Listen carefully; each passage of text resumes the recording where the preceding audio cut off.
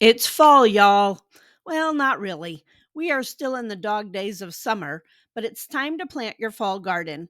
You can grow a lot of vegetables in fall, so let's get going. Honestly, I love fall gardening. There's not the fast pace and pressure we often have in spring. It's more of a lazy, relaxed gardening time. Also, with fall comes fewer bugs. We can all love that.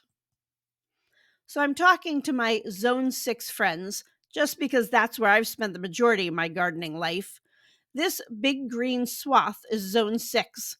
But for those in Zone 5 or 7, it's easy enough to adjust your sowing dates up or down a couple of weeks. I start most everything in trays or pots. The ground is pretty warm right now, and fall crops germinate better in cooler soil. I start seeds and then place them in a shady spot like this three-sided shed. Seedlings need good air circulation, which can be harder in summer with higher humidity. I used this setup for several years and it worked quite well. The past 2 years, I have been starting seeds inside under lights. Cooler temperatures, and I have a ceiling fan which helps with air circulation. Air circulation prevents diseases and strengthens young plants. So I want to share with you what I'm planting. Also, know that I'm recording on August 5th. So, first up, sugar peas. I love sugar peas. For Zone 6, start them in mid to late July, but you can still get them in now. The trick is you want them to blossom in cooler weather, but still have enough time to set pods before the weather gets too cold.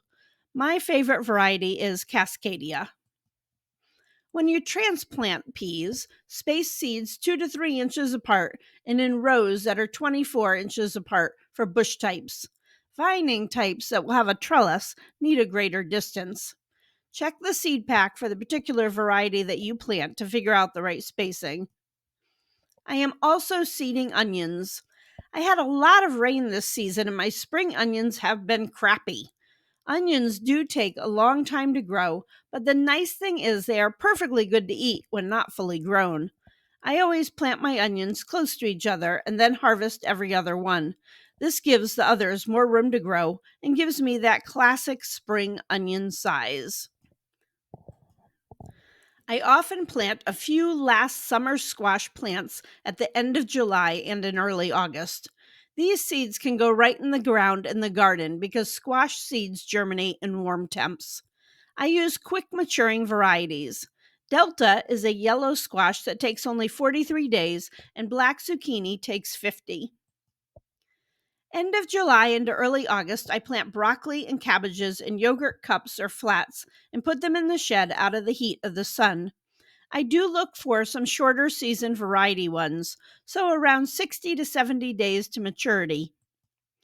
You might try some of the smaller, pointy headed cabbages that take less time to mature.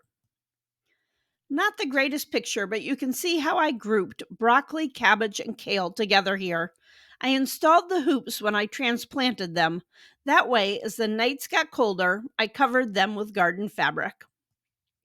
If you are going to use a lot of hoops, you can get a tunnel hoop bender to make nice uniform hoops.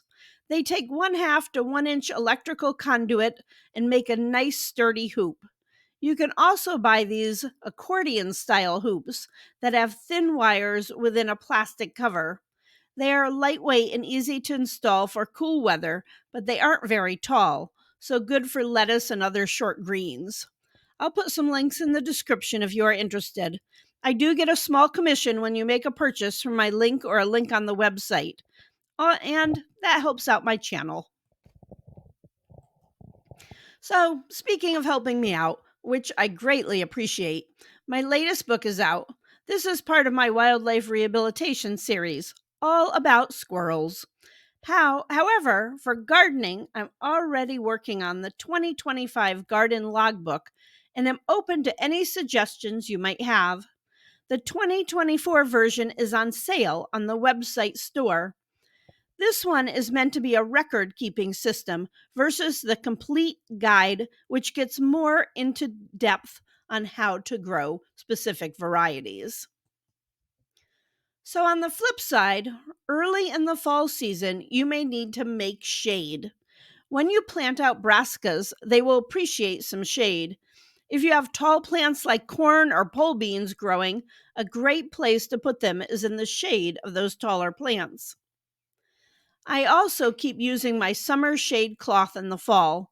I just switch it over to more tender, cool weather seedlings. Technically, I have on the calendar to start seeding greens from August 1st to August 14th. In reality, I don't stop. I keep using succession gardening. When I used to sell at farmers markets, I would plant large blocks of greens, but now I plant smaller amounts and succession plant everything. Another great way to use the is to use the square foot method or simply a raised bed.